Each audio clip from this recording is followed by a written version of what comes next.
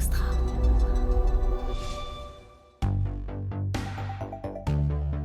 Bonjour à tous, je vous repropose aujourd'hui un épisode génial que j'ai enregistré avec Jean Valfort. C'est le fondateur de 8 restaurants, entre autres, mais surtout de Devor, un franchiseur nouvelle génération et qui s'adresse à ceux et celles qui veulent faire leur premier pas dans la restauration virtuelle. Ce sont des Cloud Kitchen et Jean Valfort me raconte comment est née cette idée, comment il l'a développée, mais surtout avec un bagou et une expérience unique dans ce domaine. Il me raconte le passé, le présent et l'histoire de la restauration. Un super épisode avec un mec au top que j'en suis certain, si vous ne l'avez pas déjà écouté, vous allez adorer. Si vous l'avez déjà écouté, c'est bien de le réviser. Belle écoute, salut. Bonjour à tous, je suis aujourd'hui avec Jean Valfort. Salut Jean, ça va ? Salut, ça va ? Jean Valfort, c'est un nom de roman, ça. Jean Valfort qui est restaurateur depuis un bon bout de temps, on peut dire ça ? Depuis 8 ans. Depuis 8 ans, depuis ta sortie d'école. Donc à l'échelle de ma courte vie, ouais, c'est déjà pas mal. Et aujourd'hui, on va faire un sujet passionnant. On va parler bouffe, on va parler de l'histoire de la bouffe, du présent et du futur de la bouffe et de la transformation que toi, tu as pu voir dans ces dernières années. Pourquoi je reçois Jean ? Déjà, je suis très heureux de vous retrouver, mais je reçois Jean pour la raison suivante. Tu es le cofondateur de Blend. Blend, c'était que à Paris ? Blend, c'était des burgers. Hein. C'est toujours des burgers, je crois. Il y en a pas mal. C'était dans une autre vie. Et c'était dans une autre vie. Tu as ensuite ouvert des restaurants, une dizaine, qui marchent toujours entre Nice et Paris ? Entre Nice et Paris, oui, si on parle de restaurants. Paris. Avant de te lancer dans la Cloud Kitchen, les Cloud Kitchen et Dark Kitchen à une époque. La restauration virtuelle. La restauration virtuelle. Et de lancer aujourd'hui Devor, que vous pourrez retrouver sur Devor.me, Devor.me, qui est une société qui aide des gens à se lancer sur des cuisines virtuelles autour de marques et d'un savoir-faire qui existe. Mais tu le diras mieux que moi. Plus tard ou tout de suite ? Vas-y tout de suite. C'est une forme de franchiseur nouvelle génération pour les gens qui veulent se lancer dans la restauration virtuelle. Donc en gros, on apporte tout le savoir-faire pour pouvoir se lancer en réel dans sa ville. Et tout ça vient d'une longue expérience, de pas mal de prise de conscience sur l'évolution de la restauration, sur la restauration virtuelle. De pas mal de sueur froide aussi.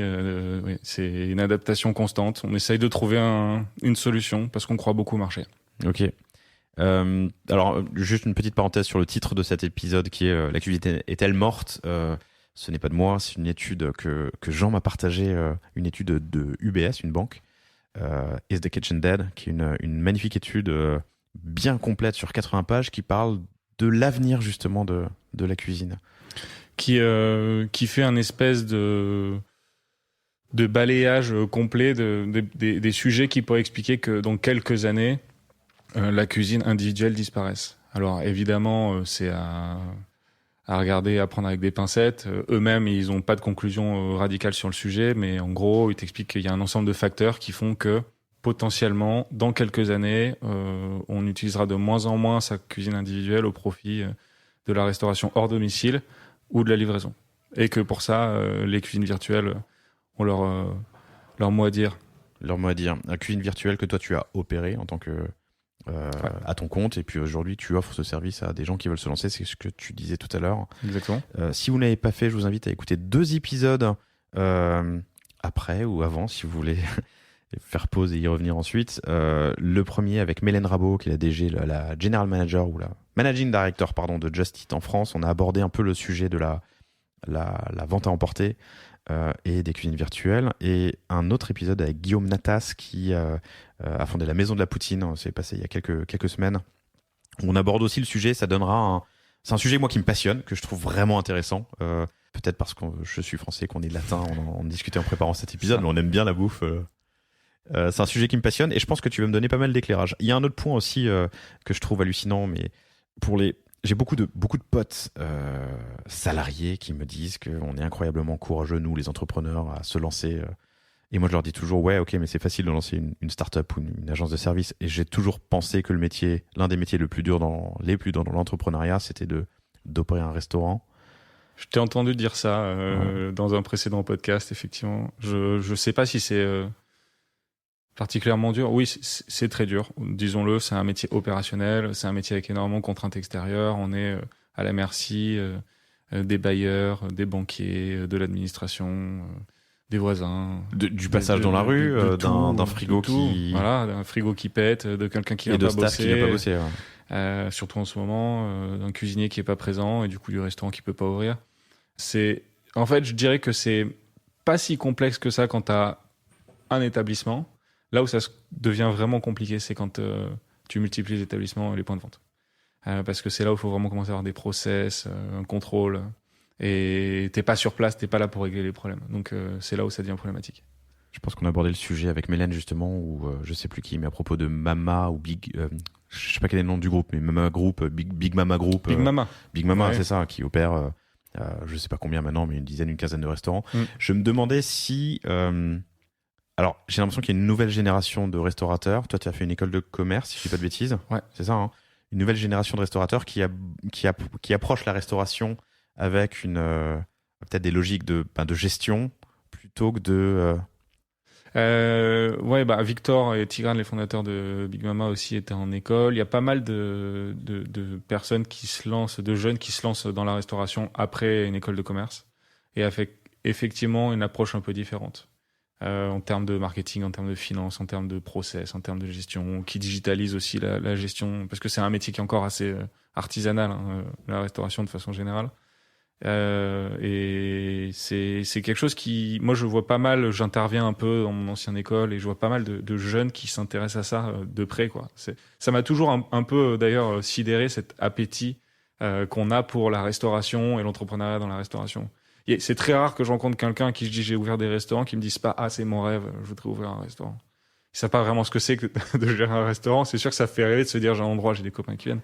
Mais c'est assez bluffant parce que pour être honnête, moi c'était pas mon rêve à la base. Et pourtant tu l'as fait en sortie d'école, tu lances avec des associés Blend. En fait moi j'ai vécu pendant 8 mois aux États-Unis, à New York, et on en discutait tout à l'heure. J'ai littéralement pas mangé chez moi pendant 8 mois. J'étais tout le temps dehors. Donc j'ai découvert des restaurants à concept, j'ai découvert la vente à emporter de qualité. Et quand je suis rentré en France, mon ex-associé, ami d'école qui lui était sur la côte ouest, est revenu et m'a dit écoute, il y a un Vous truc, êtes revenus tous les deux en même temps? Ouais, Enfin, il est revenu un peu avant ouais. moi. Et il m'a dit, il y a un truc extraordinaire, c'est les burgers gourmets. Alors aujourd'hui, ça semble le burger gourmet, ça semble être un truc. Mais je me souviens bien de cette période où ça a débarqué, quoi. ça a débarqué. Ça a T'avais le débarqué. choix entre un Big Mac à 3 euros chez Ouais. McDo ou des burgers gourmets, des burgers aussi Ouais. chez Big Fernand qui était top. Ouais, c'est ça. T'avais Big Fernand, le camion qui fume et Blend qui C'est sont ça. lancés en même temps.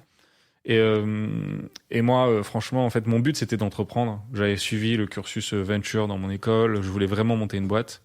Mais j'avais pas vraiment l'idée, si j'ose dire. Et quand il est rentré, qu'il m'a dit écoute, moi je me lance là-dessus, est-ce que tu veux venir? L'occasion fait le larron, je me suis dit vas-y, on y va.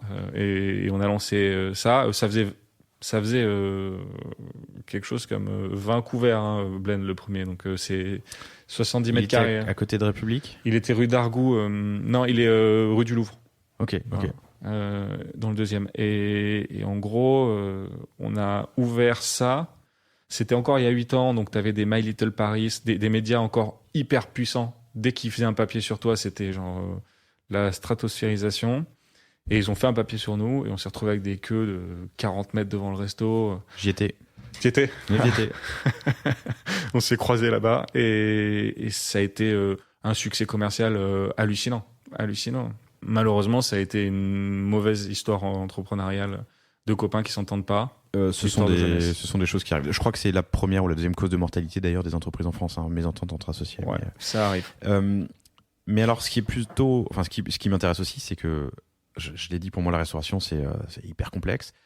Tu fais ça en sortie d'école. Comment se passe ce lancement? Donc, ok, t'as résumé, vous avez eu un papier un jour, stratosphérisation, et puis ensuite bouche à oreille, ça marche. Ouais. Il y en avait 3 sur Paris, Big Fernand, vous et le camion qui fume. Le camion qui fume, fallait attendre 1 heure, je crois, pour Ouais, c'était commander, pareil. 1 heure pour recevoir sa commande. Enfin, c'était l'enfer. Mais on se lance pas comme ça du jour au lendemain à ouvrir un restaurant. Une fois de plus, c'est dur comme métier. T'as toute une chaîne d'appro, t'as la gestion du froid, t'as la gestion d'une cuisine. C'est dur, mais ça s'apprend. En fait, je pense que c'est pas plus compliqué que de se dire, tiens, je vais me lancer dans une boîte qui utilise du code. Quand tu lances une boîte, t'as un projet, t'as une vision, et puis t'essaies de t'entourer des bonnes personnes. Donc nous, en gros, on a passé du temps à trouver des locaux. Ça, c'est un peu complexe.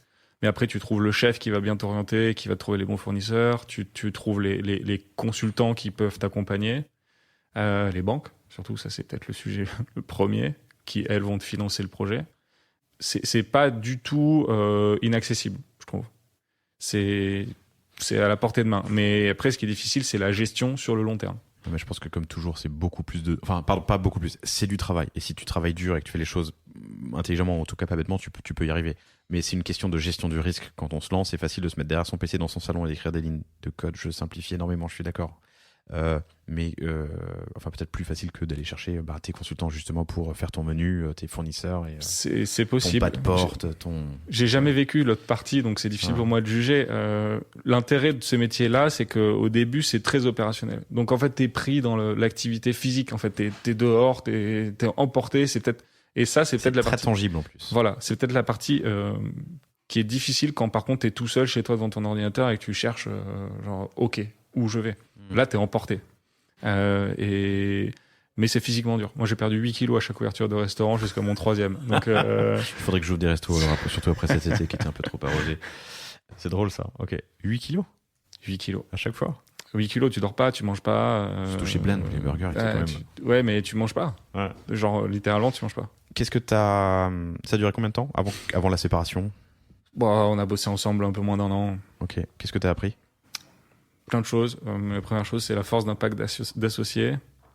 J'ai été...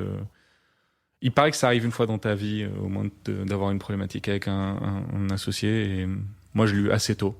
Tant mieux. Donc, sur le moment, c'est très dur à vivre, mais maintenant, je lui en veux absolument pas. Et j'ai envie de dire, c'est grâce à ça que j'ai fait le reste. Donc j'ai appris tout ce qui est nécessaire pour ouvrir un restaurant, bien sûr, mais j'ai aussi appris pas mal sur moi et puis sur les relations avec les personnes avec lesquelles on travaille. Et surtout, ça t'a pas dégoûté? Puisqu'après Blend, tu l'as refait. Ouais.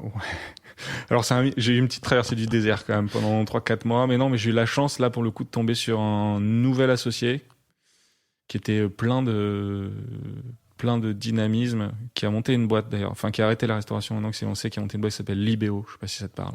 Bien sûr. Pierre. Libéo, on vient de se rapprocher d'eux. Avec TrackPay, une boîte qui fait. Oui, voilà, oui, tout à fait. La gestion de facturation et exactement. Que Libéo. Et donc Pierre, que j'ai rencontré comme ça, et c'était pas un ami pour le coup au début, mais qui est un mec extrêmement dynamique et qui m'a emporté avec son dynamisme, il m'a donné envie de me relancer, quoi. Et on s'est relancé. Ensemble? On s'est relancé ensemble. Ah, je ne savais pas qu'il avait une vie dans la restauration avant. C'est de là que vient Libéo. Qu'est-ce qui t'a dit? Est-ce que tu te souviens de cette phase de traversée du désert? Parce que, chers auditeurs, j'allais dire chers entrepreneurs, mais ça avait tout son sens. Moi aussi, j'ai lancé quelques boîtes. Il y a du moment plus ou moins difficile. Et il peut arriver d'avoir 6 mois à vide où on se dit putain, où j'en suis, où je vais. Qu'est-ce qui t'a dit pour te sortir la tête de l'eau? Je sais pas si c'est les choses qu'il m'a dites. Je pense que c'est son enthousiasme et le fait qu'il baisse pas les bras. C'est un mec qui baisse pas les bras, qui m'a fait dire qu'après 3-4 mois de fréquentation, on se voyait, on parlait BP, on parlait projet et tout, qu'en fait c'était un mec qui pouvait, avec lequel ça pouvait aller loin. Et donc c'est ça qui m'a donné envie de me relancer. Et donc en fait, c'est comme une rupture amoureuse. Tu te fais planter ou tu te plantes. Qui a planté qui, je sais pas. Début, tu restes dans ta chambre, tu pleures dans ton lit, et puis au bout d'un moment, tu rencontres une nouvelle nana, et puis c'est reparti.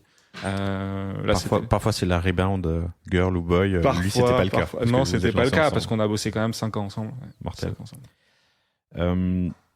Et donc, vous relancez? Et donc, on se relance, ça repart. Hein. C'est peut-être ça le plus dur. Parce qu'en fait, quand tu as lancé un premier restaurant, tu commences à faire du chiffre d'affaires, tu commences à avoir des salariés, tu commences à avoir quelque chose qui tourne, tu repars day one, quoi. From scratch. Il faut retrouver le local, il faut reséduire les banquiers, il faut retrouver les mecs qui font les travaux, il faut refaire les travaux, tout ce qui va avec l'ouverture d'un restaurant. Donc ça, c'est peut-être le plus dur, de se dire je recommence. Mais on l'a fait. Une fois de plus, t'es emporté par le truc, quoi. C'est physique, c'est tangible. Moi, j'adore la déco, donc on a trouvé des super décos. On a fait un resto qui était canon, qui est toujours canon d'ailleurs. Aster? Non, Aster, c'est beaucoup plus loin. Ça, c'était Farago. Farago, ok. Cours des petites écuries. Alors, parmi les restaurants, chers auditeurs, vous ne connaissez peut-être pas Jean, mais il y a effectivement Farago, il y a Aster, il y a Zola, il y a les Boca. Boca à Paris, Boca à Nice. On a un Farago à Nice aussi. On a un restaurant qui s'appelle Canard et Champagne. Canard et champagne? Canard et Champagne. Est-ce qu'on y mange du canard et on y boit du champagne? On y mange du canard, on y boit du champagne. Et tout le monde nous a pris pour des fous quand on a lancé ce restaurant-là et ça cartonne. Ok. Donc voilà, on s'est relancé, on a fait notre restaurant, ça a très bien marché. On a eu de la chance, une deuxième fois. Il y a un taux de mortalité assez fort dans la restauration, donc c'est pour ça que je dis qu'on a eu de la chance parce que finalement, nous, pour l'instant, sur les 10 restaurants qu'on a ouverts, la mortalité, elle est zéro. Elle est zéro. Et en plus, vous accompagnez d'autres restaurants. Ouais, elle est zéro. Alors on verra ce que ça donnera maintenant qu'il y a des PGE, cette crise Covid qui nous a quand même fait assez mal. Mais donc on a lancé ce restaurant-là et puis après on a commencé à se dire ok, il faut on va pas s'arrêter là. L'objectif c'était pas de rester derrière le comptoir, c'était d'ouvrir d'autres établissements. On a fait une petite levée de fonds. À l'époque, il y avait un système assez intéressant. C'était l'investissement de TEPA avec notamment Audacia. Ils te faisaient des espèces d'obligations convertibles. Ils n'étaient pas considérés comme de la dette. Enfin, c'était un truc hyper cool. On a pris ça et on a continué à développer nos restaurants. Et on a décidé de ne pas développer une seule enseigne. On a décidé de faire des concepts différents. Donc, au lieu de faire un deuxième Farago, on a fait Canard et Champagne. French Paradox. C'est un choix qui est intéressant à ce stade. Donc, t'as eu une première expérience dans la restauration, Blend. T'en as une deuxième qui marche, ouais. Farago. Ouais. Et là, t'as l'opportunité d'ouvrir 50 Farago à travers le monde ou de répéter des nouveaux concepts à chaque fois. Ou de créer des nouveaux concepts. Ok. Pourquoi ce choix? Parce que tu dupliques du coup certaines. Peut-être que ta démarche et ta méthode sont rodées, mais tu dupliques quand même des choses. Ah ouais, tu ne dupliques pas, justement, tu répètes plutôt. Maintenant que la sagesse a pris le pas, je te dirais que c'était une sacrée bêtise. Non, je pense qu'il y a deux choses. La première, c'est qu'on a estimé que Farago n'était pas encore assez mature en termes de process. Parce que c'est difficile de faire un restaurant. C'est pas la même chose de faire un restaurant de burger et de faire un restaurant de tapas ou un restaurant traditionnel. Restaurant de burger, tu as une mercuriale, je précise, c'est la liste des ingrédients nécessaires pour faire les plats qui est assez courte, tu as peu de produits. C'est plus facile à normer qu'un restaurant de tapas où finalement tu as un chef qui crée un peu derrière ce qu'il veut. Et donc on a estimé que le concept n'était pas mature. Et la deuxième chose, c'est que je pense qu'on est un peu créatif. En tout cas, moi, je suis assez créatif dans l'âme et j'avais envie de faire quelque chose de nouveau. Et on est tombé sur un fonds de commerce qui était extraordinaire dans le passage des panoramas, un truc qui a 200 ans. Et on a fait ce restaurant. Quelle année? Canard à Champagne, ça doit être 2015. Ok, je l'ai raté, mais je traînais souvent par là. À l'époque, il y avait c'était la cantine, je crois. C'était la cantine qui était passage des panoramas. Ah si, c'est au bout. Oui. Peu importe, on emmerde les non-parisiens. Mais ok, deuxième concept. Donc Canard à Champagne. Ensuite, on a fait un test avec Candelma, qui est peut-être l'échec, si j'ose dire, puisque c'est une crêperie. On a ouvert ça dans le 6e. Erreur. Quand tu fais des restaurants, l'objectif, c'est toujours aller plus gros. C'est la seule solution pour réussir à grandir. Si tu fais plein de petits restaurants, c'est très difficile à gérer. Un gros restaurant, c'est un peu paradoxal, est beaucoup plus facile à gérer qu'un petit. Parce que tu as potentiellement un gros directeur qui peut avoir un gros salaire pour gérer les problématiques que tu n'as pas à gérer toi. Parce que quand tu as une équipe de 5 personnes, quand tu en as un qui manque, c'est beaucoup plus painful que quand tu as une équipe de 50. Et en gros, tu vois, chez Farago, on avait deux cuistots. Tu en as un qui est absent, tu as 50% du staff en cuisine qui est absent. En gros, le restaurant ouvre pas. Quand chez Boca, on a 15 personnes en cuisine, tu en as 2 qui manquent, c'est pas grave, les autres ils compensent.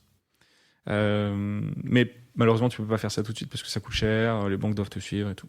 Donc l'objectif, c'est de toujours faire plus gros. Et là, on est passé de Canard et Champagne, qui était un restaurant qui faisait plus d'1 million d'euros de chiffre d'affaires, à un restaurant qui était plus petit. Et ça a été une erreur. Et la chance qu'on a eue, c'est qu'il était très bien placé, donc on l'a très bien vendu, et donc on a récupéré notre argent, mais on s'en est séparé assez vite. Après, on a fait Aster. Encore un concept différent? Encore C'est un bistrot, c'est ça? C'est un bistrot. Alors là, c'est le plus dur. Là, c'est la danseuse. On a fait appel à Tristan Hauer, qui est un décorateur d'intérieur assez renommé, qui sortait à ce moment-là du chantier du Crillon. Donc c'est pour te dire d'où il venait. On avait pris un chef étoilé qui s'appelle Gilles Goujon. Bref, on avait mis la barre assez haute. Chef étoilé pour faire des menus? Pour conseils, voilà, préparer les menus, les cartes, présenter des fournisseurs. Qu'est-ce que ça t'apporte de faire appel à un chef étoilé? Tu sais, la gastronomie, en France particulièrement, à Paris, c'est un milieu assez fermé. Ils voient d'un assez mauvais œil finalement les gens dont on parlait tout à l'heure et dont on fait partie, qui sortent d'école et qui se lancent dans la restauration. Parce qu'en général, ils font de la restauration de concept et ils considèrent pas vraiment que tu fais partie de la gastronomie. Et nous, finalement, ça nous a permis de s'acheter une légitimité, de montrer qu'on est capable de faire autre chose que des burgers ou des magrets de canard. Tu vois. Ou des crêpes? Ou des crêpes. Et puis on en avait envie. Moi j'adore ce restaurant. On le rouvre ce soir. Non, là ça ouvre d'ailleurs à midi. Depuis 1 an, j'attends que ça, quoi. Okay. Parce que j'adore ce restaurant. Mais très très difficile à gérer parce que là t'as vraiment une carte qui évolue tous les jours, une clientèle assez haut de gamme. Donc ça c'est le 4e. 4e. Ok. Alors avant d'aller plus loin, dans ce choix que tu as fait de à chaque fois créer un nouveau concept, ou en tout cas il y a d'autres risques, hein, parce que tu dupliques les produits. Enfin, tu les dupliques pas, justement. Tu rajoutes des nouveaux produits, des nouveaux fournisseurs, tes serveurs peuvent pas aller d'un serveur à l'autre, d'un restaurant à l'autre. Enfin, si, ils le peuvent, mais ils connaissent pas la carte. Ils doivent se réapproprier certaines choses. Vous l'avez fait en pleine conscience, ce choix. Ouais, on l'a fait Vous en étiez pleine conscient des conscience. risques. Et, ouais, on l'a fait en pleine conscience. C'était vraiment un choix. C'était pas genre on y va parce que c'est comme ça et on sait pas où on va. Non, c'était vraiment on a envie de faire des trucs différents. Et qu'est-ce qui dicte ton choix? Pourquoi vous avez ouvert une crêperie? Parce que t'aimes les crêpes ou parce qu'il en manquait une dans ce quartier? Parce que la zone de chalandise était bonne? C'était rue de Seine, c'était une ancienne crêperie et puis on s'est dit tiens, la crêpe c'est un métier qui a jamais été réinventé. Enfin, il y a pas de concept, il y avait pas de crêpe gourmet, tu vois. Genre un peu comme quand t'arrives avec ton blend et qu'il y a des burgers moyens et que tu fais des burgers gourmets, là t'avais pas de crêpe gourmet. Sauf que la crêpe c'est pas un bon métier. Enfin, c'est pas soit t'as une énorme crêperie avec 200 couverts à la boule et ça remplit, soit tu fais pas. En fait, la crêperie, c'est vraiment le truc où tu passes devant et tu te dis, tiens, en sortant du cinéma, je vais me faire une crêpe. Mais c'est très rare que tu te dises, on va se faire un anniversaire, chérie, on va se faire une crêpe ce soir, on va se faire une crêpe. Ouais. Et puis, tu vends pas de vin, tu vends du cidre. Le cidre, ça coûte aussi cher que le vin, mais ça se vend 2 fois moins cher. Enfin, c'est des tas de sujets qu'on a découverts qu'après, tu vois. Vas-y, dis-moi, c'est quoi les sujets que tu connais à ce moment-là quand tu ouvres on en était à Aster? C'était quoi ta recette à ce moment-là? Ma recette d'ouverture de restaurant. Un concept, de la déco, s'associer à un Gilles, Goujon, pardon, pour le tampon. C'était quoi ton... La recette pour ouvrir un restaurant aujourd'hui, l'emplacement reste important, même s'il l'est moins, parce que grâce au digital, justement, on se déplace. La deuxième chose, et ça c'est très particulièrement parisien, Paris est une ville extrêmement concurrentielle en termes de restauration. Ça ouvre tous les jours, avec les meilleurs chefs, les meilleurs décorateurs et tout. Donc tu es obligé d'être dans la cadence et donc de faire appel à des très bons décorateurs, des très bons chefs et une très bonne agence de presse. Moi j'ai commencé à travailler avec une des meilleures agences de presse de Paris sur la gastronomie. Je sais pas si je peux la citer, mais bien sûr, vas-y. C'est l'agence Melchior qui s'occupe de beaucoup de chefs parce que j'ai fait Aster. Sinon ils m'auraient jamais pris. Parce que c'est un microcosme et c'est important de montrer que tu es quelqu'un qui sait faire de la restauration. Et à partir de là, c'est service impeccable, qualité-prix importante. Le prix est devenu quelque chose de très, très, très important. Dans quel sens? Il y a une concurrence sur les prix qui est forte. Alors, je suis peut-être pas représentatif, mais j'ai le sentiment que j'achète de la déco, du service, de la qualité, de plats. Je suis moins regardant, pardon. Si j'ai décidé de me faire un plat, pardon, je reformule, je me perds. Mais en gros, ce que je veux dire, c'est que si je sais que je vais dépenser 30-35 ou balles pour un plat, et 50 balles par tête, que ce soit 45 ou 55 ou 60, finalement, je le regarde assez peu comparé à l'expérience, le décor, la mode, l'effet grégaire de... est malheureusement peu représentatif. Je vais donner une anecdote. Ok. Donc ce restaurant superbe fait Pardon, partie- je veux juste pas passer pour un connard avec ce que je viens de dire. Je le fais pas tous les jours, mais Non, mais je me reconnais assez dans ce que tu dis et moi c'est un peu pareil, mais malheureusement il faut faire du volume dans un restaurant et pour le volume il faut aussi qu'il y ait une majorité de gens qui arrivent et qui se disent j'en ai pour mon argent et ils ont pas forcément toujours la même analyse que toi. Un exemple anecdotique, mais un exemple. Donc restaurant fait par Tristan Hauer, on a acheté des chaises incroyables faites par Tecne qui coûtent très cher, mais c'était superbe, hein, en canage. c'est quel restaurant ça? Aster. Aster. Ok, toujours. Menu du jour, 15 €. C'est pas cher. Hein. Bah non. C'est pas cher. Mais on est dans le 2e arrondissement, très concurrentiel, c'est commodité Entrée plat, plat pure. dessert ou entrée plat dessert? Entrée plat. Ouais, ok. Entrée plat. Les gens sortent pour manger du bureau. Restaurant à midi, franchement, c'est pas du tout au niveau de remplissage qu'on attendait. Et au bout du passage, et les gens viennent et ils disent c'est trop cher. Au bout du passage, il y a une pizzeria avec des chaises en bois et des tables en formica à 16 € la pizza. Et là, ils y allaient et ils mangeaient la pizza à 16 €. On a changé les chaises Tecne. Je suis allé au Puce de Saint-Ouen, j'ai mis des vieilles chaises en bois, bistrot, restaurant plein. Hyper intéressant. Donc, quoi? Parce que c'est bistrot et que c'est cool ou parce que c'est moins. Parce que c'est pas stressant. Tu te dis Ouais. pas, je vais rentrer, ça va me coûter cher. Tu te dis, c'est des chaises bistrot, ça va être abordable. Et en fait, même si tu as vu le prix quand même en rentrant, t'as pas la même analyse et tu rentres plus facilement. Les photos qu'on voit sur le site, c'est le resto tel qu'il est actuellement. Je pense que c'est les photos justement avec les chaises Tecne, les fameuses chaises en canage. Ouais, c'est ça. Voilà. Ok. Qui à la rigueur font bien sur Ouais. sur un site parce que le mec qui vient midi, il est pas allé sur le site avant, alors que celui qui va sur le site, j'imagine, qui prépare. Il se dit, c'est un restaurant chic, quoi. Ouais, ok. Là, on a complètement bistrotisé le truc. On a changé, on a remplacé les grands verres à vin par des verres ballons. On a changé les couverts en nacre par des verres par de l'argenterie chinée, des choses comme ça. Et ça a un impact visuel sur la clientèle qui se dit tiens, ça va le faire. Impact visuel. Je comprends ce que tu dis et où tu vas. Sur le prix, j'ai pas compris. Et ben moi non, je t'avoue que moi non plus, j'ai Parce que pas non, mais compris. tu disais que c'était un... On n'a pas changé le prix. Et genre, littéralement, d'une semaine à l'autre, on a fait x2 en remplissage. C'est juste que quand tu rentres, quand tu vois 15 €, mais que tu vois les chaises en canage et tout ça, tu te dis, il y a un loup, il y a quelque part où je vais sortir, ça va me coûter plus cher. Si tu vois 15 € avec des chaises bistrot et des verres ballons, tu rentres parce que tu sais que ça va te coûter 15 balles. Même si ça va pas te coûter 15 balles, parce qu'en général, le ticket moyen est plus élevé. Mais c'est un mystère. Mais c'est un mystère, j'entends. Ça nous a fallu, il nous a fallu 2 mois pour découvrir ça. Il y a une guerre des restos à Paris. C'est un microcosme, il y a du monde. Est-ce qu'on se voit d'un bon œil? Est-ce qu'on s'entraide? Est-ce qu'on se tire dans les pattes? Non, je pense pas qu'il y ait de guerre des restos. Moi, j'ai des bonnes relations avec la plupart des... Il n'y a pas de concurrence dans la restauration. Moi, je suis jamais aussi content quand il y a un autre restaurant qui s'ouvre à côté de nous. Parce qu'en fait, tu crées un...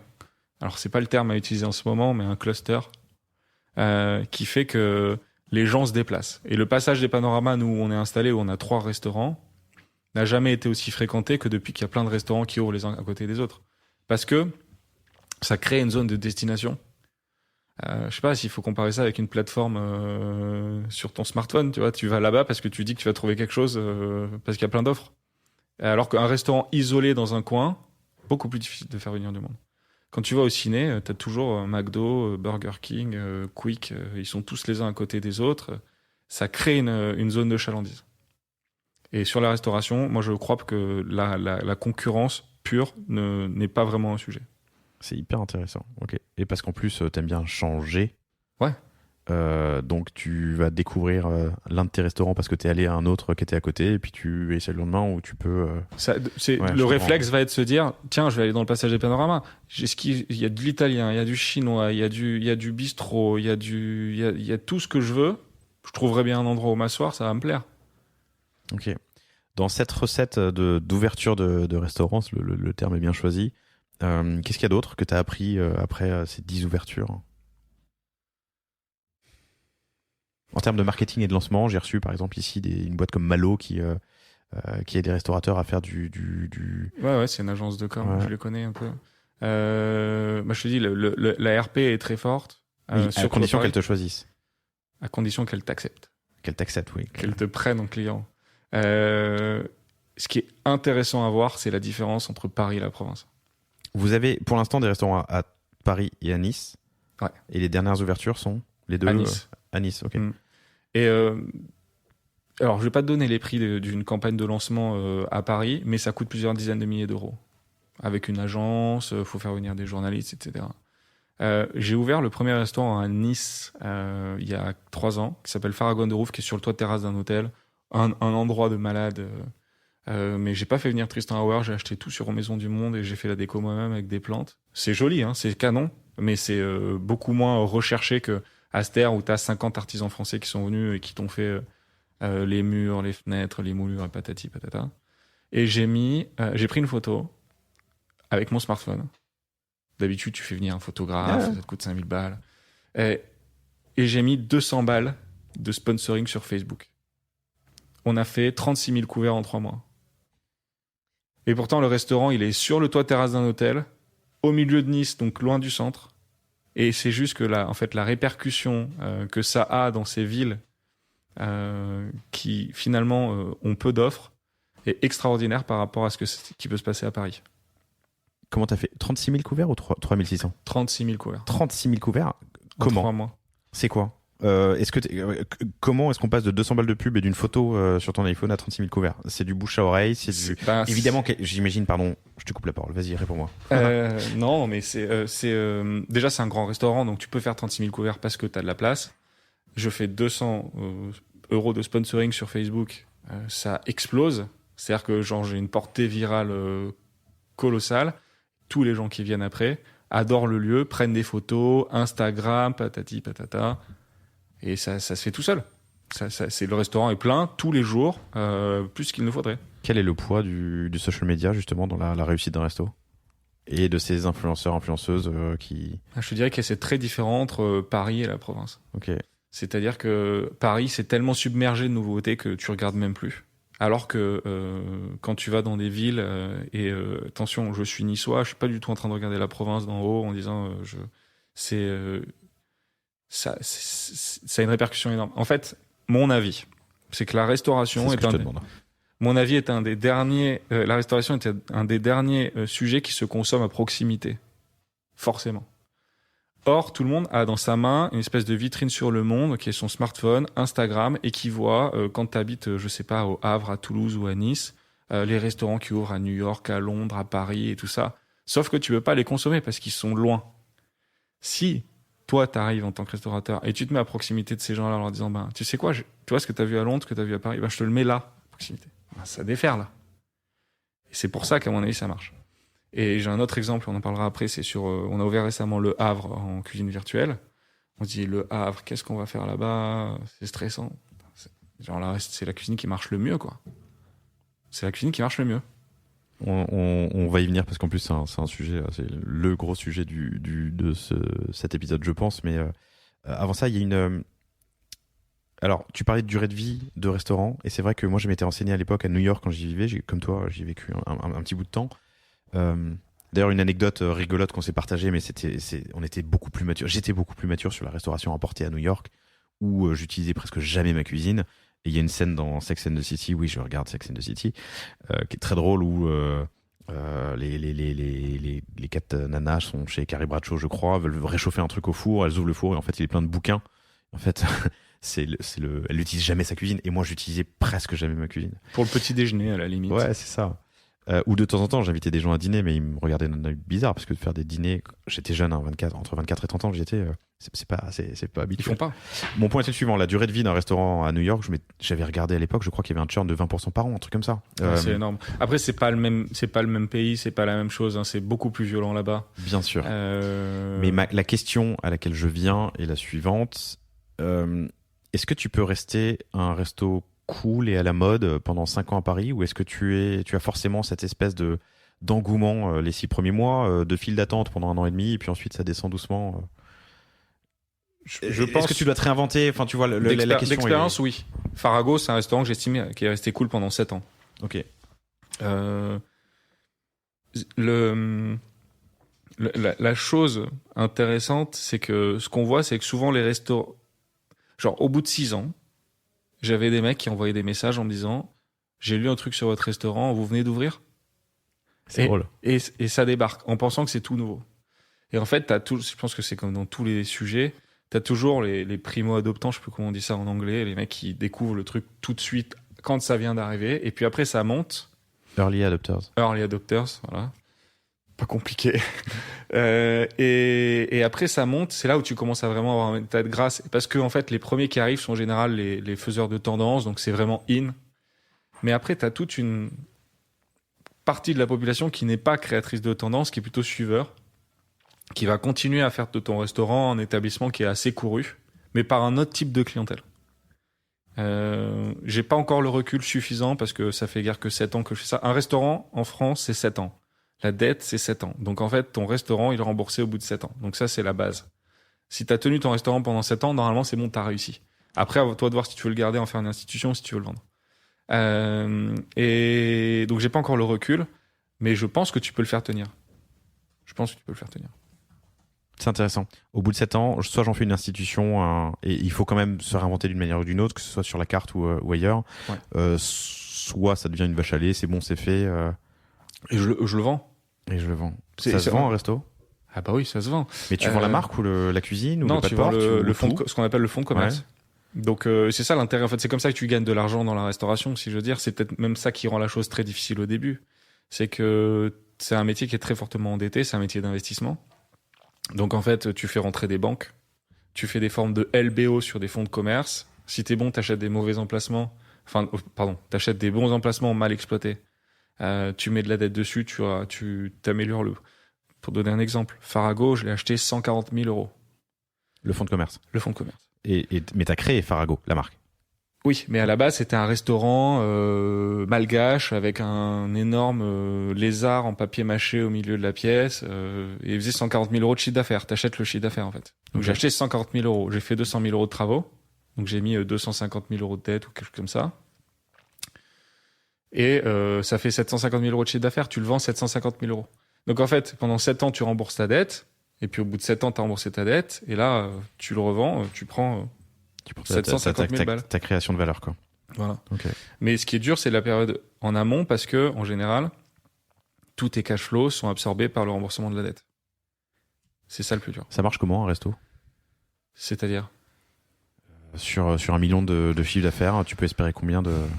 Alors ça va varier pas mal, je pense là, parce que notamment sur le sujet du staff, je pense qu'il y a des ajustements qui vont devoir se faire. T'as des grands ratios. En gros, on te dit que ta masse, ton food cost doit être entre 25 et 30%, ta masse salariale doit être entre 35 et 45%, ton loyer doit jamais dépasser les 8-10%, et après t'as à peu près 10% d'autres coûts, électricité, choses comme ça. Donc si tu fais le calcul, c'est entre 10 et 25-30. Si t'es très bon, tu fais 25-30% d'EBITDA. Si t'es correct, tu fais 10% d'EBITDA. C'est passionnant. On pourrait y passer des heures, mais on a des impératifs. Juste pour reprendre ce qu'on se disait avant, mais j'ai retrouvé les noms et on va au moins dire les noms en anglais, mais t'as les innovators qui sont les 2-3 premiers pourcents de gens qui découvrent vraiment des choses. T'as les early adopters qui vont répandre ces innovations, ces tendances. Voilà. T'as la early majority, donc c'est les gens qui suivent les early adopters. Et sur le déclin ensuite de la vie de produit, c'est la vie d'un produit, tu as la late majority. Et j'imagine que c'est ceux qui arrivent au bout de 6-7 ans dans la restauration, peut-être. 2-3 ans. Après, tu as des restaurants. Le Grand Véfour, ça existe depuis 1780. Oui, mais c'est une institution. C'est devenu une institution. C'est ça. Il faut qu'on avance. C'est passionnant, on pourrait y passer des heures. En parallèle de l'ouverture de ces restaurants, tu crées un jour une... Alors, je le dis, même si... vas-y. Dark Kitchen. Dark Kitchen. En fait, ça commence Pourquoi ? un peu avant, parce que Farago, alors c'était 2016, je crois. 2016, on fait partie des 3 premiers restaurants disponibles sur la plateforme Uber Eats en France. Parce que moi, j'avais des copains qui travaillaient chez Uber. Il y avait pas mal de execs de chez Uber qui venaient manger chez nous. Et ils nous ont dit, vous savez quoi, on va le faire avec vous. À l'époque, c'était Uber Eats, c'était je prépare 200 repas le matin, je les mets dans des Zoé, dans des sacs isothermes, ils partent dans Paris et après, toi, consommateur final, tu commandes et t'es livré par la Zoé qui est à proximité. Je crois que alors moi, je fais partie de ces innovators ou early adopters, j'en sais rien, de Uber Eats à Paris. Je crois que t'avais un plat par jour ou t'avais 2-3 plats. C'était un plat par jour. Ouais. Enfin, t'en avais 3 en l'occurrence, c'était un plat pour 3 restaurants différents. Ouais, c'est ça. Et il fallait commander la quantité qui était disponible et après. C'est ça. Et moi, je me souviens des Zoé, mais je me souviens aussi de m'être fait livrer un jour par un taxi. Par un taxi, ouais. Uber, qu'il avait encore. Je pense qu'ils avaient fait un peu les deux. Bon, ça s'est assez vite arrêté. Ils ont pivoté sur un modèle à la Deliveroo, puisque, en fait, pour rappel, à l'époque, les tout premiers, c'était Take It Easy en France. Et ensuite, t'avais Deliveroo. Allo Resto, même. Il y a, oui, Allo Resto, qui est devenu oui, bien Take It sûr. Easy, Ouais. Qui est devenu Just Eat. Just Eat. Mélène Rabault, que je vous invite à écouter. Oui, bien sûr, Allo Resto, mais c'était encore un modèle différent. Si tu veux vraiment le sujet de la plateforme telle qu'on l'a vu apparaître, c'est Take It Easy, Deliveroo, Uber Eats, nouvelle génération. Voilà. Donc on a fait ça. Après, Uber Eats a pivoté, a changé de modèle, est devenu ce qu'on connaît aujourd'hui, les agrégateurs classiques. Et on a vu 2 choses. La première, c'est que il y a clairement une demande. On avait des commandes, pas mal. Bien que ce soit un bar à tapas et que ce soit pas forcément le truc qui te vient le premier à l'esprit quand tu veux commander quelque chose. Et la deuxième, c'est que c'est foncièrement incompatible avec la restauration traditionnelle. Je m'explique. Quand tu es dans le rush, que ton restaurant est plein un vendredi soir et que tu as des commandes qui tombent, les commandes sont toujours traitées en dernier parce que ton but quand tu as un restaurant, c'est avant tout que tes clients qui sont sur place soient contents. Donc du coup, tu fais des mécontents chez eux. Tu fais des mécontents chez les livreurs qui attendent pendant des plombes devant le restaurant et qui sont payés à la course, donc forcément ça leur plaît pas. Tu fais des mécontents aussi dans ta salle parce que tu as des livreurs peut-être un peu énervés qui vont venir, qui vont faire un peu et qui vont dégrader l'ambiance. Et puis tu fais un mécontent aussi, c'est l'algorithme, parce que l'algorithme des plateformes apprécie tes capacités opérationnelles à tenir tes engagements en termes de rapidité, d'attente des livreurs, etc. Donc tu baisses. Et donc plus tu baisses, moins tu fais de ventes. Et ça devient. Donc là, on se dit, ok, il y a un truc, il faut faire la livraison. C'est sûr, c'est le futur. On aura l'occasion d'en parler. Mais dans un restaurant, c'est pas quelque chose qui fonctionne. Donc il faut faire des restaurants destinés à la livraison. Et donc ça, 2016, on a fait 2 ans dans nos restaurants. Et 2018, on dit, vas-y, on ouvre ce qu'on appelle une cuisine virtuelle dans le 15e arrondissement. Et on l'ouvre littéralement en parallèle du restaurant Aster. Donc ce restaurant 2018 2018. Ouais. Ce restaurant Aster qui nous a pris 1 an et demi de travaux. La cuisine, elle nous prend 1 mois et demi. Juste pour qu'on comprenne vraiment ce dont on parle. C'est hyper intéressant. Quand on parle d'une cuisine, c'est qu'on achète en fait un restaurant. En l'occurrence, c'était une pizzeria, une petite pizzeria dans le 15e. On le purge complètement de ce qu'il y a à l'intérieur. On en fait une grande cuisine. Et il n'y a pas de salle à l'intérieur. Pourquoi le 15e ? C'était un quartier qui nous avait été recommandé par la plateforme, qui nous avait dit qu'il y avait. En fait, c'est un quartier donc, qui est très une discussion avec. Tu parles avec eux. Hein. Ah, tout le temps. Ouais. C'est des partenaires, donc. Oui, mais il y a 30 000 restaurants, ou je sais pas, ou 10 000 ou 3 000, mais. Et oui, mais nous, on a eu la chance d'avoir toujours des relations assez T'as été le premier, spéciales avec eux, parce qu'on était parmi les premiers. Ouais. Donc, une pizzeria dans le 15e, tu élargis la cuisine pour occuper toute la salle, enfin, tu occupes tout l'espace. Tu prends un lieu, tu vides tout ce qu'il y a dedans, et tu refais comme s'il n'y avait rien eu, une cuisine. Hyper opérationnel, j'imagine, parce que son seul but, c'est de sortir efficacité rapidement. Opérationnelle. Ouais, c'est ça. Et de l'autre côté, t'as Aster avec le décorateur, Gilles Goujon. Voilà. Donc d'un côté, ça prend 1 an et demi, de l'autre, ça prend 1 mois et demi. Ok. D'un côté, ça coûte 1,5 million, de l'autre, ça coûte 150 000 euros. Et d'un côté, ça fait 1,5 million de chiffre d'affaires à la fin de l'année, et de l'autre, ça fait 1 million. 1,5 million, c'est Aster, 1 million, c'est la cuisine virtuelle. C'est ça. Voilà. Donc tu calcules. Enfin, pas virtuelle à ce 1 moment-là. an et demi de travaux. Ouais. 1,5 million d'investissement, 1,5 million de chiffre d'affaires, ou 1 mois et demi de travaux, 150 000 euros d'investissement et 1 million de chiffre d'affaires. Ce qui t'a amené à ça, c'était ce qu'on disait tout à l'heure, les espèces de les frictions que ton avis, c'est que la cuisine, enfin un restaurant réel et la cuisine virtuelle, ou les livraisons en tout cas, sont complètement incompatibles. Ouais. Donc vous lancez ça. Ok. Donc là, t'as une épiphanie. Ah ouais, là c'est la révélation. Là tu te dis, dingue, jamais vu ça. Jamais vu un rapport capex chiffre d'affaires aussi extraordinaire. Et puis, comme je te le disais, des marges moindres, plus serrées quand même. C'est un modèle économique différent. C'est-à-dire qu'en fait, les ratios dont je te parlais tout à l'heure, c'est plus la même chose. Ouais. La seule chose qui reste, c'est le food cost, parce qu'on utilise les mêmes produits, c'est la même qualité de produit. Mais t'as moins de personnel, t'as moins de loyer, t'as la marge de la plateforme qui vient s'inputer, tu payes moins de frais autres. Ces marges, elles sont de combien en général ? Pardon, pas ces marges, c'est le coût de la plateforme. C'est variable. Je pense que c'est pas notre cas, mais je pense que les plus grosses chaînes, les plus draguées, elles doivent être sous les 20%. Ça peut monter au-dessus de 35%. Ok. Donc c'est vraiment variable. Donc tu as un tiers, un quart de ton prix de vente qui va à la plateforme. Ouais. Pour payer. Et qui inclut la part du livreur. Pour payer la logistique. Ouais. Et la présence sur la plateforme, puisque c'est du marketing en fait. Hein. Mais tu as des options de marketing sur les plateformes qui viennent s'ajouter à ça ensuite. Si tu veux. Alors ça arrive. C'est quelque chose d'assez nouveau. Ça commence à arriver, le sponsoring, les choses comme ça. Je te laisse repartir dans ton flux. Je t'ai interrompu, mais donc tu as cette épiphanie. Voilà. Et tu te dis, bon... Enfin, épiphanie, tu l'as dit, ouais. En fait, la restauration, même si, moi je le disais tout à l'heure, à la base, je suis pas fils de restaurateur, j'ai jamais été particulièrement passionné par la restauration, mais ça te prend. C'est un truc, une fois que tu as créé un lieu, c'est quand même magique de dire que tu as créé un lieu, il y a des gens qui viennent manger chez toi et qui passent un bon moment, tu vois. C'est genre comme faire un très bon dîner chez toi avec des amis et à la fin, tu as le smile, tu te dis c'était super. Voilà, c'est tous les jours. Donc ça te prend. Et donc tu es là, tu es un peu au milieu en disant ok, j'ai des restaurants, j'adore. C'est très dur, mais j'adore. Et j'ai cette opportunité incroyable et qui ne fait que... C'est que le début. On est en 2018 quand on fait ça. C'est-à-dire qu'on est fin 2018. On parle à peine encore des restaurants virtuels. Cette étude que je t'ai envoyée sur UBS, elle venait à peine de naître. On parlait d'un marché à 30 milliards, un marché à 350 milliards. Qui allait passer faire un x10 10 en 10 ans plus quoi. tard. Ouais.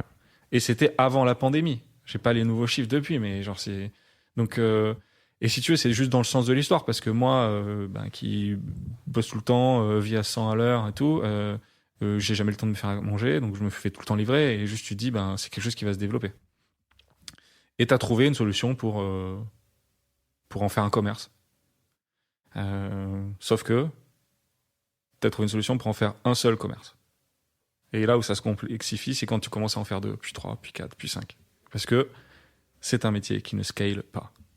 Alors, tu termines sur une phrase qui est intéressante, c'est un métier qui ne scale pas, on y revient dans une seconde, mais déjà ce que tu me disais, je me le note là, bim, scale.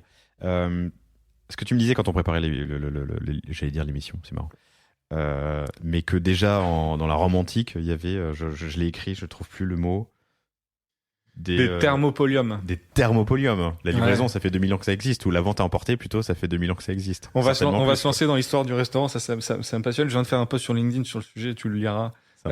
Sur l'histoire du resto. À Pompéi, ils ont retrouvé des thermopoliums, donc qui étaient en fait des restaurants de vente à emporter. Alors ça s'appelle pas des restaurants. Le restaurant est quelque chose qui est apparu au XVIIIe siècle, mais c'était un endroit où tu venais pour acheter de la nourriture déjà faite. Et il semblerait que de tout temps, les humains ont été assez à l'aise à l'idée de se faire préparer des plats par quelqu'un d'autre et de les consommer. C'est juste que là la technologie commence à rentrer en compte et ça rend la chose beaucoup plus accessible, beaucoup plus facile et c'est ce qui explique qu'il y a une émergence énorme de la livraison dans nos grandes villes. Depuis un bon bout de temps, on en parlait à New York, c'était une évidence il y a 15-20 ans, j'imagine déjà avant, enfin, on l'a toujours vu, de plus en plus en Europe. Une accélération avec le Covid depuis 18 mois. Forcé, ouais. Forcé, malheureusement. On revient au resto après la fin du Covid. C'est un débat qu'on a eu avec Guillaume d'ailleurs, enfin un débat, une discussion qu'on a eu avec Guillaume Natas de la Maison de la Poutine sur est-ce que cette accélération forcée, on va revenir en arrière ou pas, ou est-ce que c'est un cran qui nous fait... There is no way back. There is no way back. C'est quand t'as goûté au truc. Et j'ai parlé avec plein de gens qui ne commandaient pas avant sur les plateformes et qui ont été amenés à le faire parce qu'ils étaient coincés chez eux, parce qu'il fallait. Quand tu as goûté au truc, tu continues. C'est un peu comme Amazon, quoi. Tu te fais livrer le lendemain, plus jamais tu vas ailleurs. C'est un... Et déjà, Amazon, maintenant, commence à se faire dépasser parce que 24 heures, c'est déjà encore trop long maintenant. Mais c'est quand c'est tellement commode, c'est tellement pratique. Que c'est très difficile à mon avis de revenir en arrière. Et il y a un autre parallèle qu'on peut faire et que tu vas nous expliquer, mais qui permet d'envisager cet avenir sous un autre prisme, si on en a déjà, enfin si on doit en changer, c'est le prêt-à-porter. Ouais. Là, on rentre dans le sujet, dans la partie polémique, et on rentre dans le moment où les gens vont se dire mais il est fou.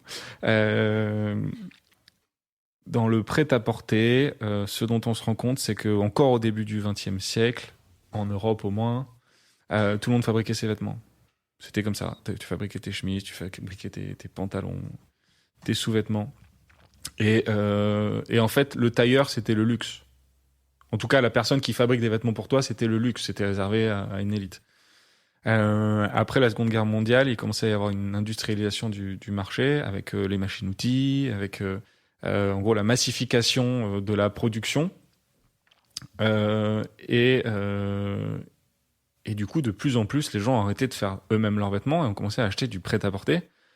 Parce que finalement, ça leur coûtait de moins en moins cher de passer par le prêt-à-porter, de plus en plus cher de le faire eux-mêmes. Pour plusieurs raisons. La première, c'est que en termes de temps, t'as juste pas le temps et ça te coûte plus cher du coup de passer du temps là-dessus qu'à bosser, par exemple. Mais aussi parce qu'il y a une perte de savoir-faire.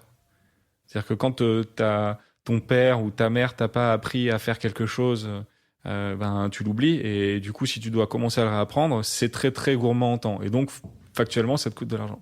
Et donc, du coup, on en rigole quand j'en parle, mais je pense que ça te viendrait jamais à l'esprit de dire à tes amis désolé, il faut que je parte de l'apéro, les gars, il faut que je me fabrique une chemise pour demain. Ça n'arrive pas. Ou alors c'est du hobby, c'est-à-dire que ça te plaît la couture, tu fais des salles le week-end, et du coup il y a une disparition complète de cette habitude totale dans la société qui était de fabriquer ses vêtements. Et le tailleur, ou en tout cas la personne qui faisait la nourriture, qui faisait les fringues pour toi à l'extérieur, qui était quelque chose de luxe, est devenu en fait une commodité. Et le luxe, ce serait au contraire de te fabriquer des vêtements toi-même. Il y a un parallèle qui est intéressant entre les deux sujets, entre le prêt-à-porter et finalement le fait de se faire à manger tous les jours. Hyper intéressant. Et moi, effectivement, ça me fait voir...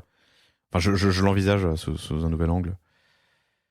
Revenons au présent, tu ouvres ta cuisine virtuelle dans le 15e. Tu parlais de scale et on va y revenir, mais cette cuisine distribuer sa propre marque, tu crées une marque. Tu vois sur les plateformes exister, il y a de la photographie, il y a un nom, il y a des... Le principe d'une Dark Kitchen, alors c'est peut-être important d'ailleurs en parler parce que Dark Kitchen, ça veut tout rien dire. Tout le monde parle des Dark Kitchen, mais Dark Kitchen, il y a plein de sujets en fait. T'as soit le côté immobilier, c'est ce que par exemple des mecs comme Cook Lane commercialisent, c'est-à-dire qu'en gros ils achètent des entrepôts et ils se divisent en lots et ils font des cuisines prêtes plug and play et ensuite ils commercialisent ça à des restaurateurs qui viennent et qui cuisinent directement là et qui payent un loyer.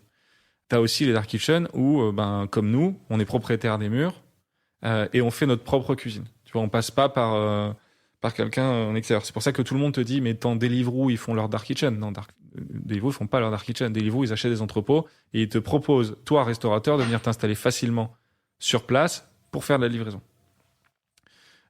Nous ce qu'on fait c'est qu'on achète à l'époque on faisait ça en tout cas, on achète les murs, on fait la cuisine et ensuite on met nos propres marques virtuelles à l'intérieur.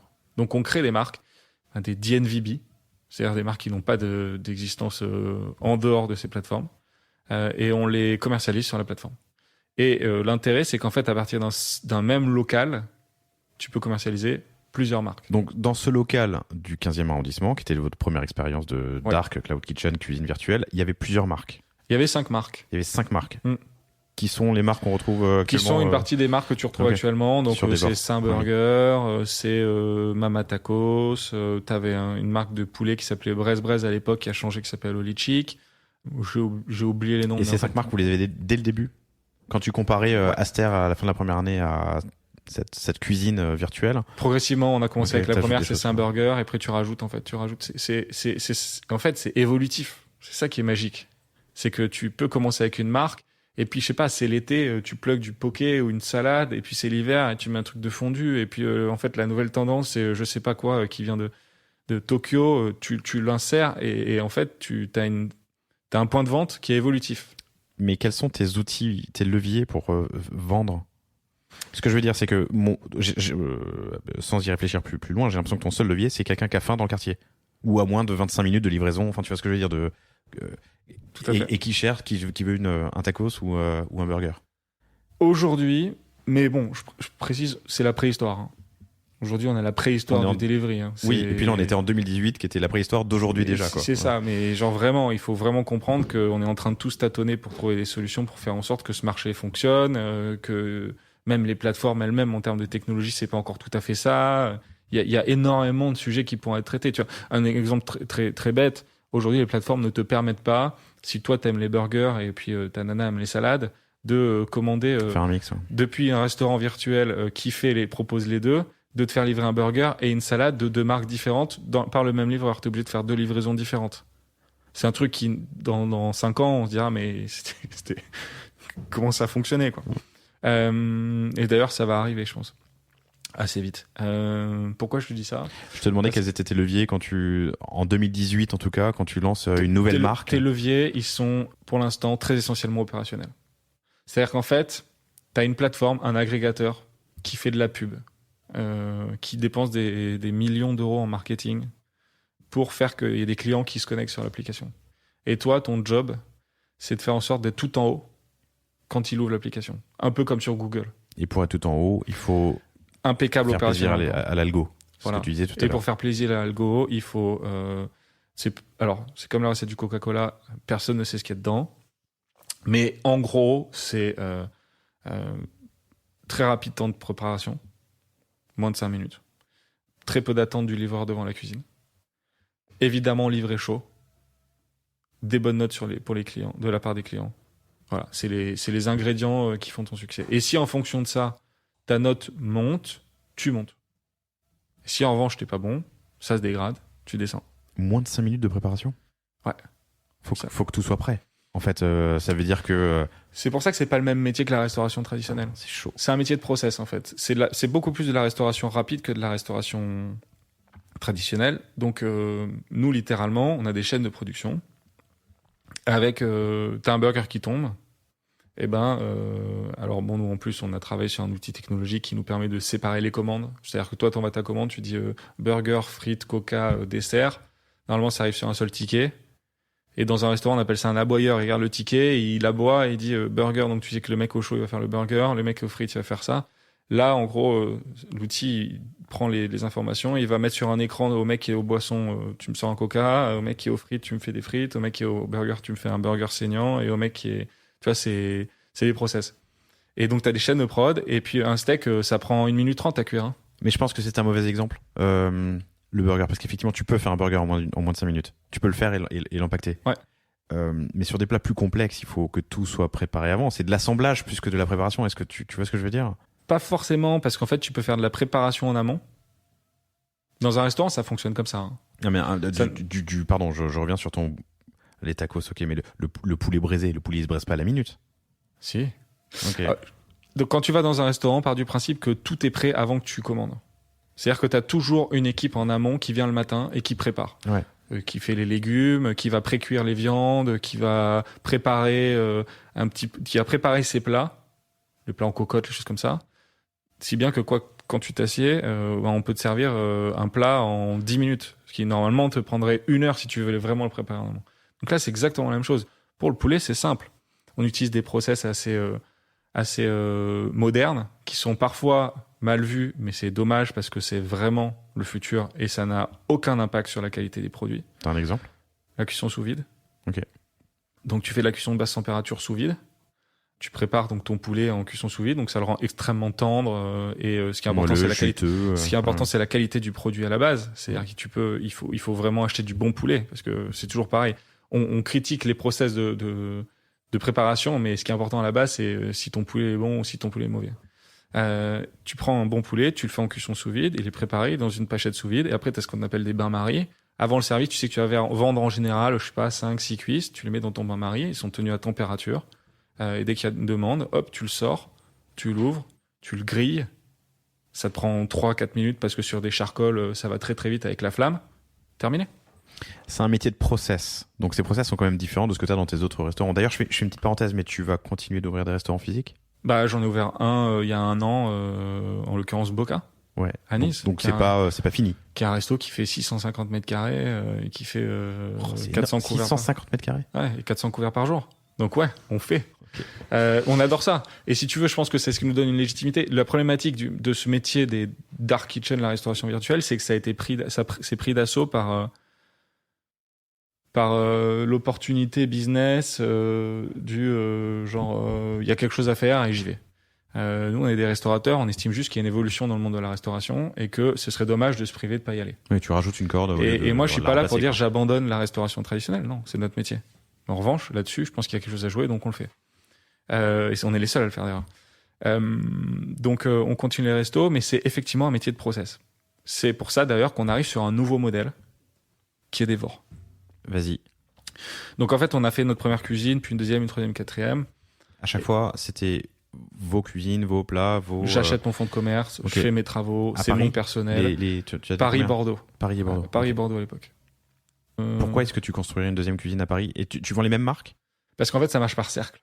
Ok. Oui, donc tu vas t'acheter un autre arrondissement. En fait, t'achètes une autre zone de chalandise. Une cuisine livre sur une zone de chalandise concentrique tout autour de la cuisine.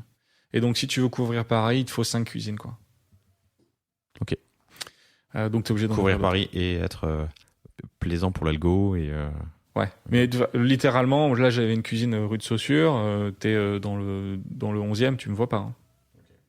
Moi, je peux pas me faire livrer de mes cuisines. Tu décides ou c'est la plateforme qui décide? C'est la plateforme qui décide, mais c'est normé. Ok. Je crois que c'est 2,5 km, un truc comme ça. Et donc, on fait nos cuisines. Mais tu as un élément fondamental dans la cuisine, c'est le personnel.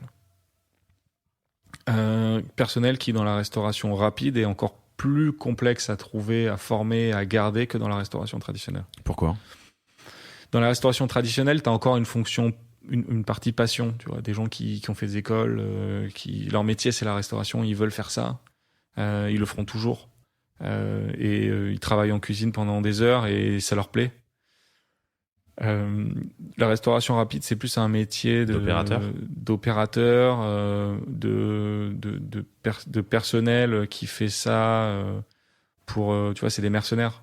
Ils font ça parce qu'il faut gagner de l'argent, parce qu'ils veulent gagner de l'argent, parce que ça paye relativement bien sans un niveau d'études énorme.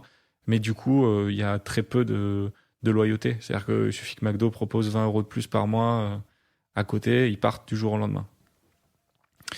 Et quand tu commences à grandir, ça devient très difficile de garder une relation humaine forte avec ces personnes-là parce que littéralement, tu les vois très peu.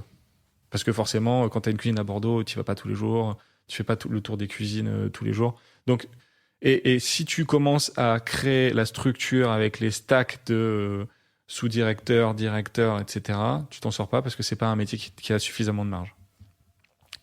Moi, je suis persuadé qu'en fait, la restauration livrée, c'est un métier qui est un métier de commerçant, de petits commerçants de quartier.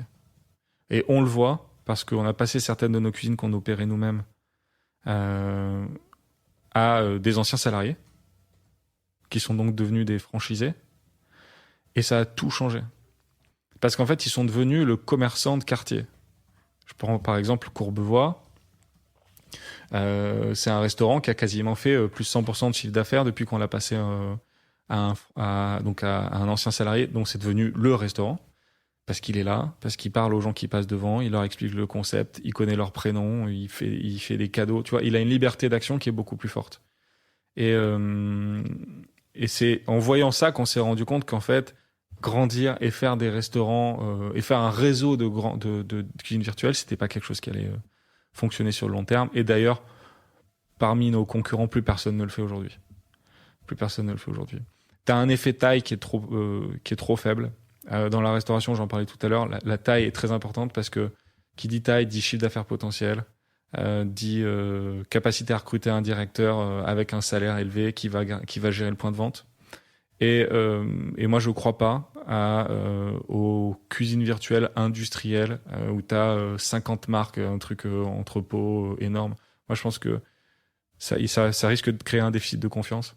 Moi, je crois à un petit point de vente transparent. Tu passes, tu as la vitrine, tu vois les mecs qui sont en train de cuisiner derrière, tu peux parler au patron. Et c'est comme ça que ça marche. Hyper intéressant. Sur l'avenir de la livraison, je pense que c'est... je ne veux pas dire de bêtises. Trusk, bon, je vais pas dire de bêtises, mais qui me disait la même chose. L'avenir de la livraison, c'est pas des giga entrepôts Non. à une demi-heure de Paris, Ouais, c'est ouais. des micro entrepôts, énormément de data pour savoir les produits les plus demandés Ça. dans la livraison, type pas bouffe, hein, pas restauration, mais Mais ok. nous, c'est particulièrement ça, parce que tu parles on parlait tout à l'heure du prêt-à-porter, de l'industrialisation, de la mécanisation. Nous, on n'est pas du tout là-dessus. Nous, on est sur un métier qui est extrêmement intime. On fait à manger pour les gens. Et on est en plus dans une génération où plus personne n'accepte l'industrialisation de la restauration.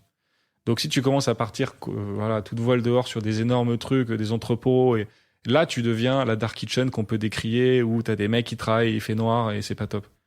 En revanche, si t'imagines un point de vente avec une vitrine, des gens qui sont en train de cuisiner, et que tu peux voir, eh ben, ça change complètement ta vision de la chose. Donc Devor est sur un modèle de franchise de la méthode, de l'appro. On avance. Pardon, je vois Jean regarder sa montre et c'est vrai que le sujet est passionnant. Ça fait déjà 1h05 qu'on se parle. Ça passe très vite. Ça passe vite. C'est sur t'as un métier d'équilibriste. Donc, À déployer et développer le concept de Devor tout en respectant selon toi l'avenir les valeurs de la restauration, donc de la proximité, du bienfait, du visible. c'est ça. Donc en fait, nous, quand on est passé sur Devor, on a décidé de se séparer de nos points de vente gérés en propre. Vous en étiez à 4, 5 On en avait 5. Paris-Bordeaux. Paris-Bordeaux. Ok. Et en fait, on s'est dit, ok, est-ce que notre valeur ajoutée, elle est dans la gestion des points de vente et en gros gérer les problématiques opérationnelles immédiates, comme le mec qui est pas venu bosser, la problématique de gaz, la machine qui tombe en panne, ou est-ce que notre valeur à nous, elle est de identifier les produits qui vont plaire aux clients en livraison, parce qu'aujourd'hui, il faut quand même se rendre compte que sur les plateformes, t'as pas grand-chose de très sexy. Ça commence à émerger, mais ça reste quand même assez limité. Hein. Quand tu sors du burger, pizza, tacos, sushi, machin, c'est quand même pour l'instant pas encore hyper au point. Surtout dans les villes de province, d'ailleurs. Hein. À Paris, à la limite, mais quand on arrive au Havre, que tu ouvres Uber Eats, ça fait peur, quoi. Donc ça, c'est la partie créa, recettes. On a recruté un mec qui nous a rejoint qui s'appelle Baptiste. Son job avant, c'était de créer les épreuves de Top Chef. Donc tu vois, son métier, c'est la restauration, c'est de créer des recettes. C'est vraiment ça. C'est un passionné. Donc ça, c'est hyper important. La deuxième chose, c'est créer le marketing qui va avec. Donc ça passe par le packaging, toute l'expérience de la livraison qui fait qu'aujourd'hui, qui est pas du tout inventé. Tu commandes, tu reçois un sac Kraft. C'est moyennement, tu vois, il y a plein de choses à faire sur le sujet. La troisième chose, c'est la partie fournisseur, qui est énorme. Parce qu'en fait, comme on veut pas industrialiser, il faut aller trouver les fournisseurs qui font les bons produits et qui ont les capacités de fourniture dans un cercle assez proche, qu'en général l'Hexagone, quoi, la France. Et ça, c'est un savoir-faire, c'est une expertise, ça prend du temps. Et le dernier point, c'est la technologie, parce qu'on développe en fait notre propre outil tech pour la gestion du point de vente. C'est encore embryonnaire aujourd'hui, mais comme on fait du e-commerce, comme on gère un restaurant virtuel, il me semble assez problématique de ne pas imaginer qu'on puisse le gérer de façon virtuelle. Autrement dit, au bout de son smartphone. Et moi, je pense que dans 2 ans, une cuisine Devor, tu la gères de ton smartphone, tu fais tes commandes en direct, tu vois exactement ce qui tombe, tu connais ton product mix, tu vois tout en direct depuis ton smartphone. La data sur l'actuel, mais aussi l'avenir. Hein. Typiquement, s'il y a demain, je sais pas, une manifestation que je suis au Havre, qui risque d'y avoir une hausse de demande. C'est ça. On a un algorithme de prédiction de commande. On utilise un algorithme de prédiction de commande. Et littéralement, ça te dit, attention, demain, t'as un match de la Ligue des Champions, tu devrais vendre 84 burgers. Il t'en reste 50 en stock. Veux-tu passer une commande ? Et moi, en amont, j'ai tout plugué sur la machine. J'ai fait que le steak, il vient de chez lui, machin. Et quand tu appuies sur commander, tout arrive directement chez toi. L'idée, c'est de se dire que le franchisé, il va gérer ses problématiques opérationnelles et c'est tout. Le digital va lui avoir complètement simplifié la vie sur tout le reste. Le digital, le marketing, t'as cloudisé la franchise d'un côté. Je reformule avec mes mots pour être sûr d'avoir compris. Et vous aussi, chers auditeurs. Mais donc, Devor, il y a des marques, il y a des process, il y a des producteurs, des distributeurs, enfin pas des distributeurs, des producteurs, il y a de la pro. il y a une brique techno qui est forte et qui permet de se plugger sur les plateformes de livraison, mais aussi en amont sur l'approvisionnement. Moi, qui ai envie d'ouvrir une cuisine virtuelle, restons au Havre, hein, puisque tu en parles depuis tout à l'heure, mais je n'ai presque plus que de l'opérationnel à faire. Je me soucie pas de la marque, du marketing, des recettes, des appros. Je produis, je livre. Et d'ailleurs, c'est sur ce critère-là en général qu'on recrute les personnes qui nous rejoignent, c'est d'être un bon manager et de gérer ton entreprise en bon père de famille. Moi, je pense que justement, tout ce personnel qui est assez peu reconnu dans la restauration rapide, ce qu'elle veut, c'est un patron qui vient, qui leur tape dans le dos et qui leur demande comment va ta femme. On en sourit, mais c'est ça qui est important. Tu vois, c'est l'humain. C'est les gens qui sont tellement habitués à travailler dans des grosses machines où en fait ils sont interchangeables que s'ils arrivent dans un lieu où finalement t'as le patron qui arrive et qui s'intéresse à eux, ça change tout. Mais par contre, s'il veut vraiment s'intéresser à eux, il faut pas que tout le reste soit painful. Et donc nous, on s'occupe de tout le reste. Donc toi, t'arrives, tu dis, moi, je veux ouvrir une cuisine. Je te dis où est-ce qu'il faut que tu t'implantes, comment est-ce qu'il faut que tu construises ta cuisine, combien ça va te coûter, le BP pour te faire financer. Et après, une fois que ta cuisine est ouverte, je te mets une tablette, tout est plugué dedans, le système d'approvisionnement, les fournisseurs, et tout ça. T'allumes et t'attends que ça tombe. Et tu t'assures que le burger, quand il sort, il est chaud et il est bon. Je sais pas si tu communiques dessus, mais quelle espérance de chiffre d'affaires, de marge je peux avoir? Alors, ça dépend des villes, c'est assez variable et en plus là-dessus, on fait aucune promesse puisque c'est un des principes de la franchise. Tu ne peux pas faire de promesse de chiffre d'affaires, sinon t'es en défaut. Mais c'est un truc entre 600 000 et 1 500 000 euros par point de vente par an, hors taxe. Par an, hors taxe, par point de vente, en chiffre d'affaires. En chiffre d'affaires. En chiffre d'affaires, et à la fin, si t'es bon, il te reste 10-12%. Après avoir reversé ma... Après tout payer. Après, parce que j'ai payé Devor pour m'avoir accompagné. Enfin, oui, parce que moi, je me fais payer pour cette prestation-là, bien sûr. Je me fais payer pour cette prestation-là, je me fais payer pour l'outil technologique. Mais t'as payé ton personnel, ton loyer, la plateforme, t'as tout payé. Il y a encore 1 million de sujets que j'aimerais bien aborder, mais on va conclure en prenant un peu de hauteur. Je t'inviterai pour un catch-up, peut-être pas d'ici un an, peut-être avant même, mais il y a 2000 ans, il y avait des thermopoliums à Pompéi. J'en ai visité un, en fait, je réalise maintenant, je vois les photos sur Internet. Mais oui, j'ai visité Pompéi et je me souviens de cet espace-là avec ces grandes jarres creusées dans le... Enfin bref. Il y a quoi alors pas dans 2000 ans, mais dans 5 ans? C'est intéressant que tu me poses cette question parce que justement, le post que j'ai fait sur LinkedIn s'intéressait au restaurant. Toute personne ne connaît l'histoire du restaurant. On a l'impression que le restaurant, c'est un truc qui a toujours existé. Tu me parlais des tavernes tout à l'heure. Les tavernes, c'était pas des restaurants. Les tavernes, c'était des tavernes. C'était un plat fixe, à heure fixe, à prix fixe. Et c'était des tables partagées. Le restaurant, ça date de 1765. Ça a été inventé par un mec qui s'appelle Boulanger et c'est né à Paris.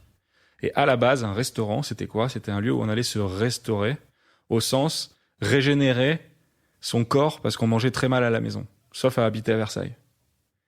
Ce mec-là a créé le menu différencié, les tables pour deux et le fait que tu puisses venir manger à l'heure que tu veux. Il a créé ça. Quelques années plus tard, est arrivé un choc exogène qui s'appelle la Révolution française, qui fait que tous les chefs qui travaillaient pour les nobles se sont retrouvés à quitter ces foyers-là et ont commencé à travailler pour la bourgeoisie au sein de restaurants qui sont devenus quoi? Des cuisines publiques. Un restaurant, c'est une cuisine publique. On est quoi? 250 ans plus tard? Donc, assez vite, on a oublié le côté restaurant, côté bon pour la santé et tout ça. Le restaurant est devenu un lieu de vie sociale, de rencontres. Et c'est la Révolution française qui a permis ça, parce qu'il y a eu un choc exogène. Nous, on est 250 ans plus tard. Le restaurant, on le connaît comme tout le monde, lieu social et tout. Et du jour au lendemain, on se retrouve avec une pandémie et la digitalisation totale de l'économie et du monde. Eh ben, moi, je pense que c'est un nouveau choc exogène qui fait que la restauration virtuelle va apparaître et devenir un élément hyper important de la restauration tout court. Ça va vivre en parallèle de la restauration traditionnelle. Je ne pense pas qu'on arrêtera d'aller au restaurant parce qu'on se fait livrer. Je suis même complètement contre cette idée-là. Mais à mon avis, on a vécu là, si c'est fini, j'espère, je touche du bois. Ouais, pareil. On a vécu là le choc qui fait que dans 5 ans, on se posera vraiment la question de savoir s'il faut qu'on continue à faire des courses. Et peut-être aussi de s'acheter une cuisine quand on achète un nouvel appart. Jean, je m'arrête là. C'était super comme conclusion. c'était passionnant. Comme dit, on pourrait y passer encore des heures et on sera certainement un catch-up assez rapidement. Je m'étais noté des choses, mais on y reviendra. Merci infiniment pour ton temps. C'était super. J'adore le fait que tu sois un vrai restaurateur. J'ai dans mon entourage et dans mon réseau des gens qui ont ouvert des cuisines virtuelles, mais sans venir de la restauration avant. J'aime le fait que tu continues de te dire que tu veux ouvrir des restos. Effectivement, je pense pas que le resto soit mort. C'est cool d'aller au resto, de se faire servir. C'est une expérience. Mon resto préféré, j'ai eu la chance de faire quelques beaux restos dans ma vie. Et ben, c'était pas le plus. Enfin, je me souviens pas très bien de ce que j'ai mangé. Je me souviens du service et de l'expérience que j'y ai vécue. Bien sûr.